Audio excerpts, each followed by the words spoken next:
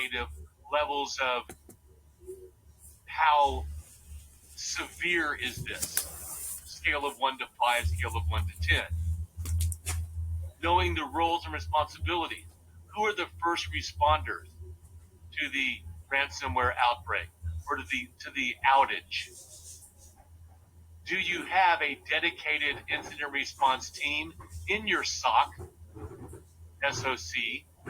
or does your organization use a swarm team where you have several people who have other roles and responsibilities, but in certain circumstances will drop what they're doing and swarm and become the incident response team? What documentation do you have of troubleshooting, of dealing with issues, known issues, workarounds? Do you have contact lists, legal teams? Who all's involved? So there's a life cycle. You know, I'm not really big on memorizing life cycles. Okay, so they're pretty self-explanatory. You know, your initial phase is the preparation, information gathering, reconnaissance, all those things. You have detection, you have response. One thing I will say on this life cycle, and it applies to disaster recovery as well. Because remember, a disaster is just a much more severe or catastrophic level of an incident. And I've mentioned the fact that remediation may be an ongoing phase that you don't get out of for a long period of time. It's not the same thing as recovery. Recovery really means getting back to a recovery point objective before the negative occurrence happened. And then, of course, we're gonna do after action reports, and the after action reports will be done after you do different types of incident response testing, but also after an event, so that you can have lessons learned. Incident response. And again, as much as we can automate this process with SIEM and source systems, the better. And I pointed you towards Azure Sentinel to help you out in that area. Not a lot on forensics, probably more information in this course on forensics than you really need for the exam. But why do we perform forensics at our cloud data center or our headquarters? Well, laws have been broken, crimes have been committed, violation of organizational policies, okay, exploitation of systems and applications. And remember, pretty much taking advantage of any vulnerability, known or unknown, is an exploit. Not all exploits involve malware, though. It could be a data breach, identity breach, exfiltration of intellectual property or corporate secrets. Forensics may be a phase of incident management. In other words, you bring in the forensics team to do root cause analysis or problem management. It has a life cycle as well. Identify the crime, collect evidence, and then what's interesting is collection, examination, and analysis. You might think that would be just one phase. Why do we separate collection from examination and analysis? Well, in a forensic investigation, if it's a large enough team, you may have an individual whose job is just to collect evidence. They just go in and run the FTK imager, and they create the memory dumps, and they create images of volumes and disks or whatever, swapped files, slack space. They create the images and the dumps, and that's their job. They aren't the ones that are running the tools to examine or filter. So basically, the collection of evidence is the raw data, and the examination analysis is where the data becomes, information and knowledge. So if you have a large enough forensic team, these kind of activities can be broken up. Every CISSP exam or, even a CCSP may ask you about the order of volatility. Now remember, in your incident response, we know that our main goal of incident response is to reduce the impact, stop the spread. Okay? So that usually means bringing the device off of any wired or wireless network. Now, you may shut down the device, but realize that if part of your incident response in shutting down the device, you may be affecting what you can gather forensically in the order of volatility. Because if you shut down the device, the server, the workstation, the laptop, you're going to lose 1 through 4. You're going to lose the truly volatile information. CPU registers and caches, contents, dynamic routing tables, ARP cache, process tables and statistics, memory, buffers, other caches, any temporary swap files, that's gone. But usually in the forensic investigation, you begin with the most volatile, the most ephemeral, and then you work your way to data that's archived or on backup storage media or, in snapshots in cloud storage or stored in blob storage in the cloud. So when you collect forensic evidence, we'll say in our own cloud data center, it'll involve different levels of kits. Some of these kits can be just, several hundreds of dollars, all the way up to elaborate, Linux laptops running guidance in-case software. And that's what you're doing. This is a case, a forensic case. You'll have a unique identifier, and, you'll be going through and you'll have maybe a wizard-driven tool. You must store any of your collected evidence securely. You must maintain the chain of custody. One thing about forensics, and I would say any type of forensics or incident response or disaster recovery, remember that there should be at least one physical representation of the digitized information. Because remember, the incident or the disaster could be a EMP, an electromagnetic pulse, or a solar flare, or a Carrington event, something that zaps electronics, something that renders electronics and digital information unavailable. So these are services and disciplines that should be backed up with at least one copy of something physical.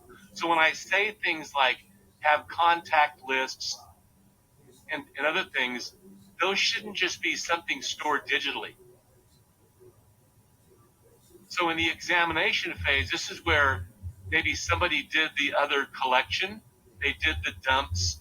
They created the hashed images.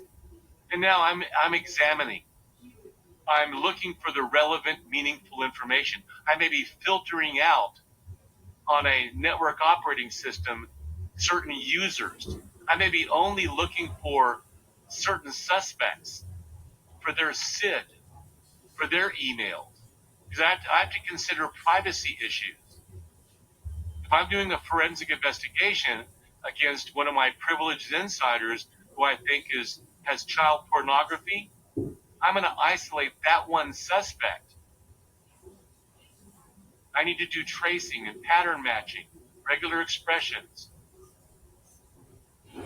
I'm producing output to be further analyzed with expert analysis. In the analysis phase, this is where I'm hopefully determining what I'm looking for in this forensic investigation. Who has the motive? Who has the opportunity? who has the means, what was the source of the exploit or the malware, and of course, reporting. And rarely is there just one report. There may be one report from my security operations center, a different report for the C-suite, C team. Maybe one member of the C team who's more knowledgeable in IT, like the CIO or the CISO, they get a certain report, or the CEO or the chief financial officer gets a different report. Know your audience and use the most successful types of visibility tools you can to represent your report. Okay, so when you talk about business continuity or continuity of operations, again, there's two hats. There is the continuity of operations of the cloud data center, and I gave you that link to go check out AWS and what they do. So that's one aspect. Maybe it's our own data center that has its own private cloud. So that's one approach to business continuity. The other approach is we're using the cloud provider as our warm site, hot site, whatever, parallel site solution for disaster recovery. For example, AWS Cloud Endure. And so if we think about using the cloud provider as a viable warm or hot site, then we kind of hearken back to our discussion of using some direct access. Like if it's Azure, it's Express Route or Route. If it's Google, it's Cloud Interconnect, right? With one of their partners. And so we've deployed some type of gateway that is doing our backup and with let's say 100 gig pipe to the cloud. And we've got backup and restore being done, which is part of business continuity. We've got our migration of databases, but we're also using this as our warm or our hot site disaster recovery solution. And preferably, if we're, a mission critical type enterprise, then our solution would be using maybe AWS and Azure. And like I said, I've had people in my groups who work for companies that use 3, 4, and 5. So that may be supporting our business continuity cloud solution recovery site. And I put a slide in here that kind of compares. You've got commercial hot site, you've got a warm site, you've got a cold site, you've got a cloud site solution, such as Cloud Endure. Well, obviously, the colder, the longer the recovery time, and the cheaper the solution. Okay? And notice in the cold site, we want to remind ourselves that costs can be lowered even further using a reciprocal agreement. So you find some other company, let's say on the other side of our metropolitan area. So here I am on the west side of Houston. So I find a similar type of business or entity on the east side of Houston, and we find some cold or warm site in between us, and we're, gambling on the fact that the next time a hurricane comes, we're far enough apart that only one of us is affected and has to use that solution. And this is a suboptimal solution. Okay?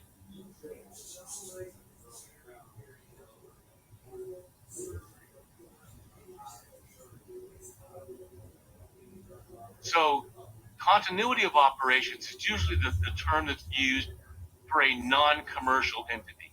Like like a government agency or a military installation or a base or some type of nonprofit thing, the goals are the same, right? Ensuring that the business operates at a predetermined level when a disaster strikes. And part of incident response is determining what gets escalated to a disaster, which may be a process. Now, sometimes it's obvious, okay? If it's an active shooter, right? Somebody comes on your campus as an active shooter, well, that's an instantaneous escalation to disaster response, okay? So we have to have mechanisms in place to rapidly determine when the incident rises to the occasion of a catastrophic event or disaster. And so really the business continuity plan is made up of several components. But according to NIST, this is a good BCP. Because remember, on this exam, they're going to be pretty NISTy. So there has to be a policy statement. In other words, your business continuity plan could be a plan for your entire campus.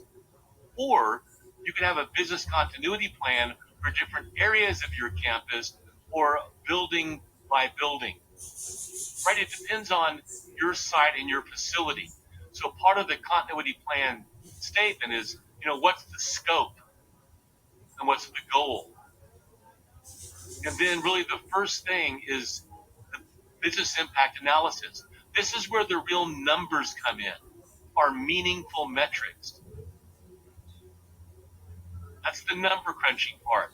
A lot of this, by the way, the BIA is driven by information in our risk register and risk ledger based on vulnerability assessment and risk analysis. So the business impact analysis is usually not something you conduct just in a vacuum. You're basing this analysis on pre-existing assessment, pre-existing risk analysis. Okay? So once you have those established metrics for, your email system, your internet connectivity, your power, your continuity of operations with your personnel, knowing the succession.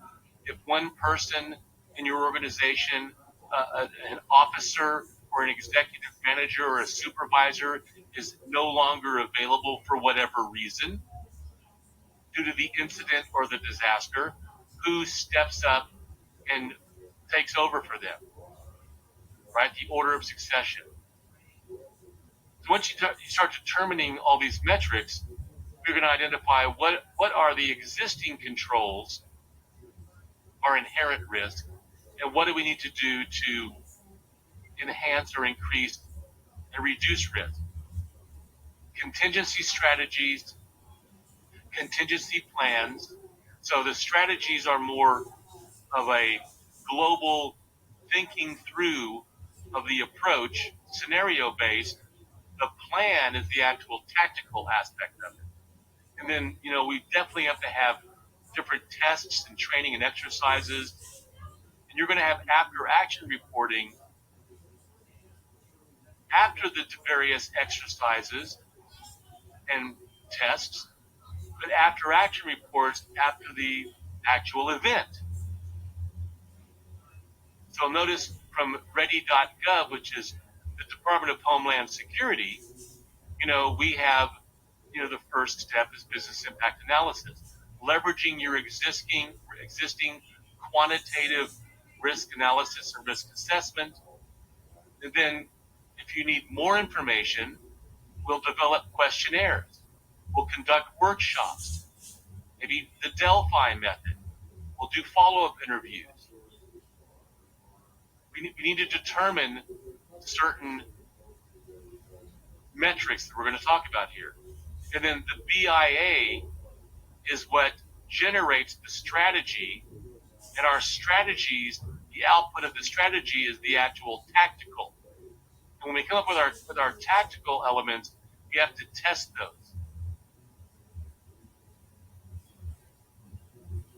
So the business impact analysis is the risk assessment, risk analysis aspect. This is going to involve our qualitative and quantitative risk assessment or risk analysis. And there'll be some possible questions on the exam for different metrics.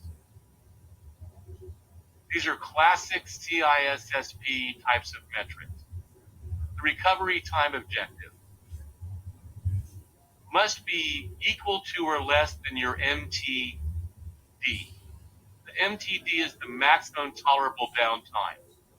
The maximum time that a resource, your SharePoint servers, your email servers, your internet connectivity, your power, can be unavailable before you start to experience an unacceptable loss, which will affect all these different types of factors. The RTO must be less than that. For your email system, for your SharePoint servers, for your telephony system, for your power, for your environmental systems. Okay? How do we lessen this RTO? And part of the business impact analysis, remember, was to determine the controls. So what are controls we could do to reduce the RTO? Add physical security, add more redundancy or high availability. In other words, use a cloud provider in their availability zones, get more insurance or better insurance, get more or better backup generators, invest in faster everything, ... better safeguards for offsite media. Those are possible things to lessen the recovery time objective for those systems.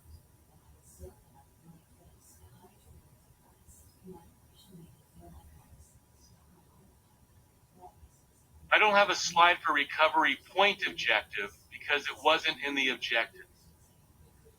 But let me mention that one real quick. What's confusing about the recovery point objective is it's often measured as an element of time. So it's a time stamp. So it's often confused with recovery time objective. But that's really not what it is.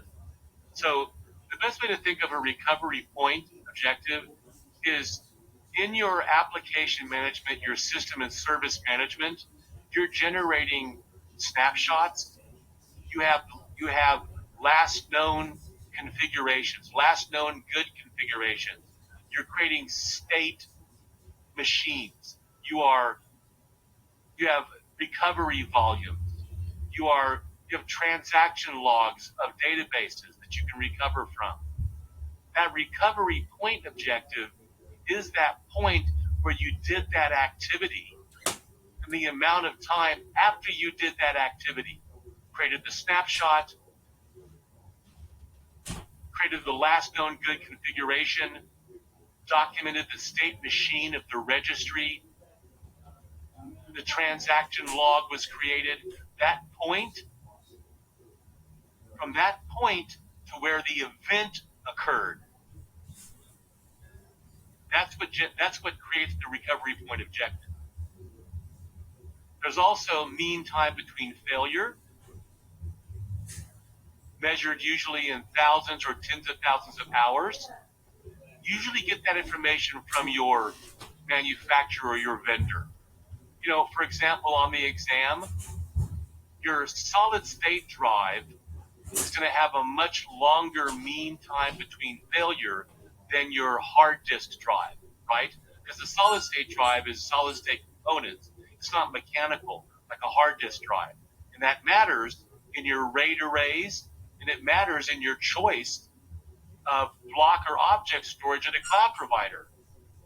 That's why you're not going to put mission critical volatile data at a cloud provider on a hard disk drive solution, because it's going to have a much shorter mean time between failure. The mean time to repair I want to add to that also includes mean time to replace. Mean time to repair, which means whether internal or external entity can repair that. And it could be a mechanical reparation. It could be fixing a misconfiguration, introducing a workaround, or it could be having a hot spare. Now, that final bullet point is really apropos today. Very appropriate, especially over the last couple of years. Because of the COVID, we've seen much more disruptions to our supply chain.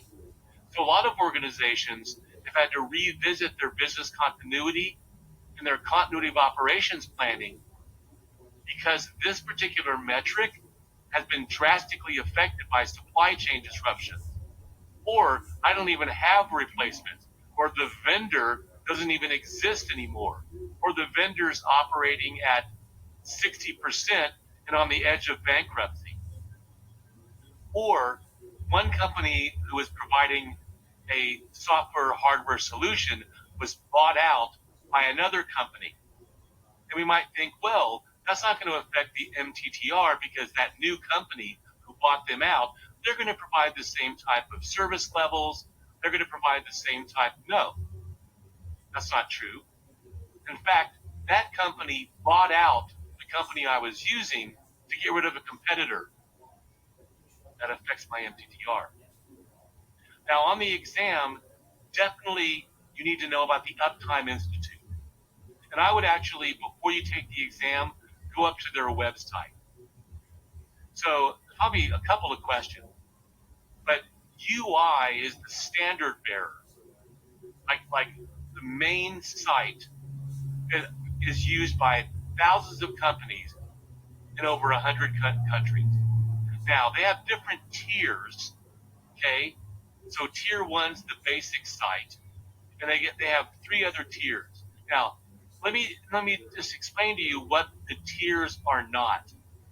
The tiers are more like tiers you would use, let's say, with object storage in Azure or Google Cloud. There are different types of solutions to meet the needs, the use case of different companies. It's not a maturity level. It's not like tier 4 is capability maturity level 4 and tier 1 is capability maturity level 1. That's not the case at all. It's just different use cases. So, for example, a tier 4 would be the data centers at AWS, Oracle, IBM, Google, Azure. Those would be tier 4 data centers. They're fault tolerant, okay? They have everything all the other tiers have, but they have full redundancy. And the key thing is, on tier 4, the loss of a single element will not cause any downtime. That's what separates tier 4 from tier 3, because in tier 4, according to the UI, this particular company will not cause downtime. Now, can they have planned downtime? Yes. They won't be due to a loss of a single element. Tier 3 may cause downtime. So that's something I want you to remember for the exam. And also I want you to remember this. I should have put this in bold. So for those of you who hopefully they didn't come to today, they'll watch this on video.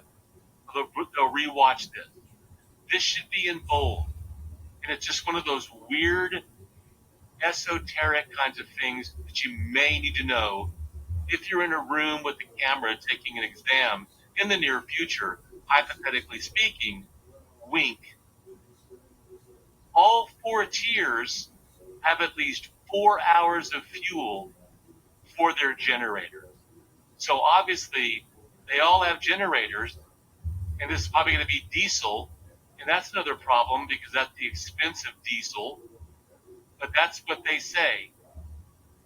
And believe it or not, you need to remember that for the exam. All right? So there's really three elements to continuity of operations or business continuity planning. Business impact analysis, a backup and restore policy. And remember, our cloud provider can usually and often contribute to that backup and restore policy because we're taking advantage of their high availability. But also, I want you to remember this other element of backup and restore. If you have a backup plan, which maybe involves full backups and incremental or differential, remember that the incremental and differential should be automated. You should automatically create snapshots. The point I'm making is whatever backup methodology you have to periodically go through restoration and recovery of those backups and those snapshots. If you do not, then you don't have a backup plan. You don't really truly have a backup policy. You must periodically test the recovery and restoration. And there's been anecdotal evidence of companies that were doing backups and got ransomware attacks and thought, that's no problem, we can recover from our backups. But then when they attempted to do that, they didn't function properly, or there were errors, or there were problems because they never tested the restoration or the recovery. So they were in a false sense of security. Now, DRP, the acronym DRP, it stands for the process of disaster recovery planning, but it's also the plan itself. Okay? So disaster recovery planning involves the creation of action plans, scenario-based, for where different incidents rise to the potential or real disaster or catastrophic event, or potentially catastrophic. Remember, it's not just it's initially a catastrophic event, it's potentially a catastrophic event. If somebody walks onto your campus with a rifle, that particular event itself is not yet catastrophic if nothing's been fired from the rifle, but it is a potential catastrophic event. So the disaster recovery plan outlines the technical aspects, the tactical aspects. What kind of recovery sites are you going to use? And I gave you a nice slide here for that. Use as a reference. Okay? You know, when you go through the restoration, remediation, and recovery, where are you going to start? Obviously, with the most critical systems and applications and services. How do you back up, and where are your backups and your snapshots? And have you restored them? What is your contact information? What are your communication plans? What's the chain of authority? Do you have standard operating procedures that are documented? Because you need those, because what if you lose a valuable member of your staff and whoever has to take over for them hasn't been performing those duties on a daily basis? Maybe you don't really do a rotation of duties type of thing. If you were doing rotation of duties as part of a security principle, then you'd most likely have somebody on standby who can take over. But if you're not doing rotation of duties, and you have people with skill sets that represent a single point of failure, you better have well-documented step-by-step instructions. And by the way, disaster recovery planning is another one of those areas where your plans and the information can't just be digitized, because the disaster may be an EMP. And you have to do testing. Now, we do testing on our incident response plans, and we also do testing on disaster recovery. And these tests start out with like a simple checklist, or just read through something we came up with in a brainstorming session, right? So we got together and had a brainstorming session. Maybe we did a little bit of, it's the result, the read through. If we, go back to that BCP, these questionnaires and these workshops and these forms. Well, this information right here, may initially lead to that first type of test, right?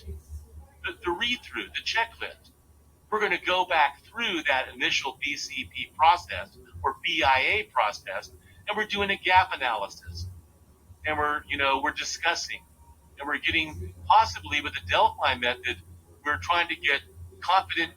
Originally, the input we get is done anonymously because we're more likely to find out vulnerabilities if people are able to offer information anonymously.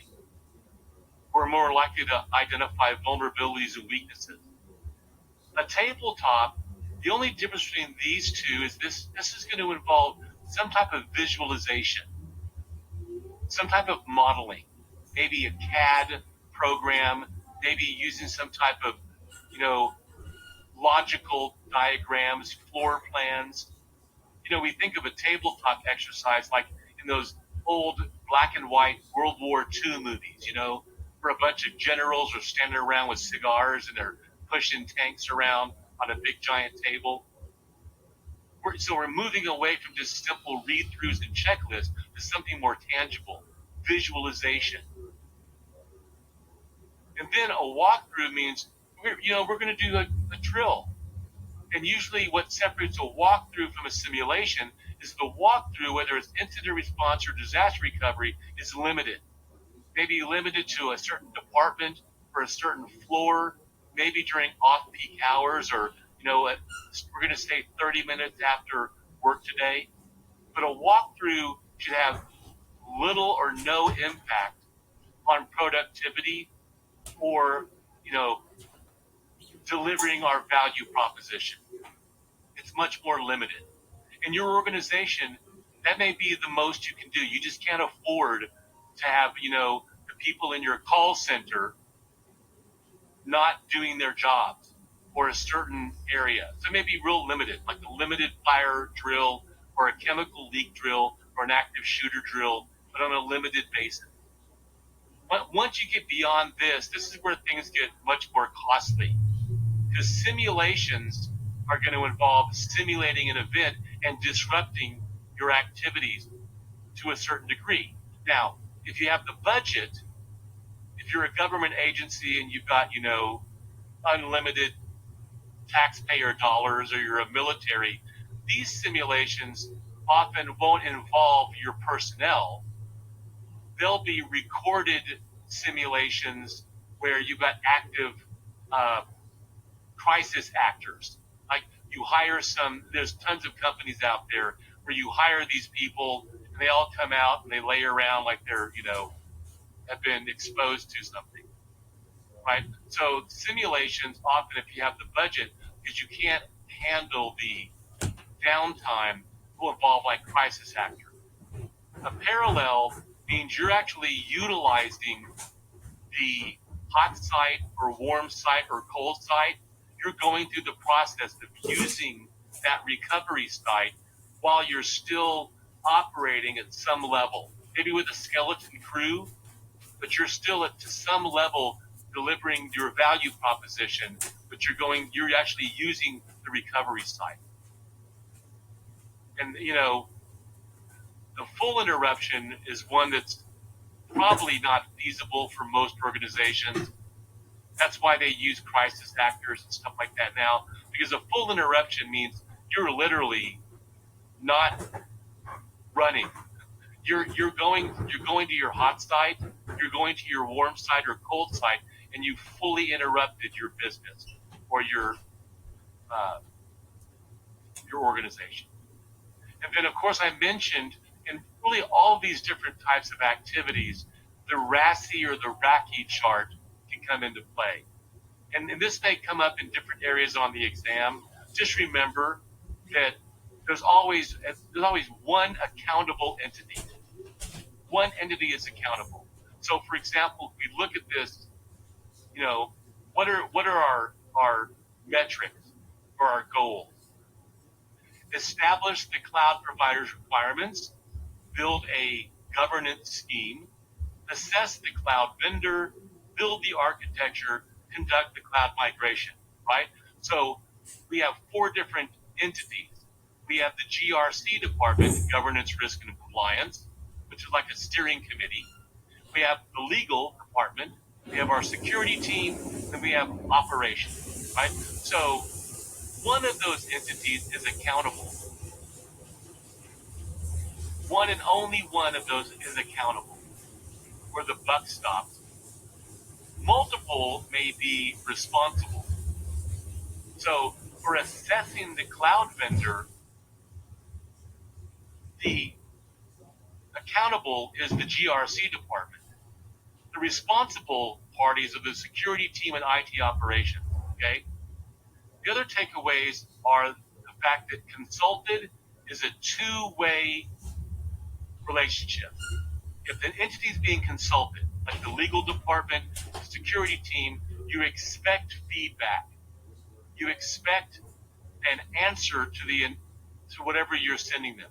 Informed is really a one-way informational, or I'm just sending them a copy of this report or a blind copy of the email. It's a one-way notification. Okay? And of course, lessons learned. We want to share and use knowledge derived from an experience. And either a test, remember, the experience could be a test or some form of drill, right? Or it could be an actual event. But we want to endorse the recurrence of positive outcomes and prevent the recurrence of negative outcomes. On the exam, you need to know about a few type of governance things, okay? So when it comes to private data, we have contractual personal identifiable information and regulated. You have to know the difference, and I mean it, okay? Contractual is where the entity processes, transmits, or stores the personal, let me just say, how about social security number or national identity as part of its business operations or its services in line with legal, a relevant contract, a service or organizational level agreement. That's contractual PII. Laws, contract. Regulated is based on some type of PCI DSS, GDPR.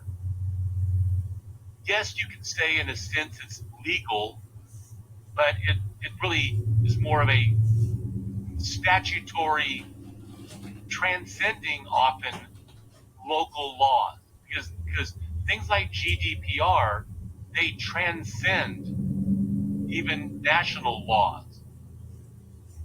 They're international.